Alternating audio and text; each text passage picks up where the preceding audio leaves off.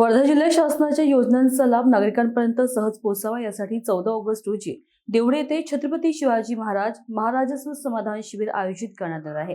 या तयारीचा आढावा आमदार राजेश बकानी यांनी सोमवारी पंचायत समिती वर्धा येथे घेतला। आमदार बकानी म्हणाले की शासनाच्या योजना कागदावर न राहता प्रत्यक्ष लाभार्थ्यांपर्यंत पोहोचणे ही प्रत्येक विभागाची जबाबदारी आहे।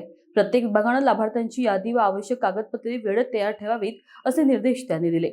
देवळी येथील खासदार रामदास तडस क्रीडा संकुलात होणाऱ्या या शिबिरात महसूल, कृषी, आरोग्य, महिला व बालविकास, समाज कल्याण यासह अनेक विभागांच्या योजनांचा लाभ नागरिकांना दिला जाणार आहे। नागरिकांना मनस्ताप होऊ नये यासाठी सर्व विभागांनी समन्वय राखावा असे आवाहन त्यांनी केले। बैठकीस उपविभागीय अधिकारी दीपक करंडे, तहसीलदार संदीप पुंडेकर, समर्थ क्षीरसागर, योगेश शिंदे यांच्यासह विविध विभागांचे अधिकारी उपस्थित होते। हे शिबिर जिल्ह्यात आदर्श ठरावे यासाठी समन्वयाने काम करण्याचे आवाहन आमदार बकानी यांनी केले। न्यूज एक्सप्रेस करिता वर्धा जिल्हा प्रतिनिधी संतोष देशमुख यांची रिपोर्ट।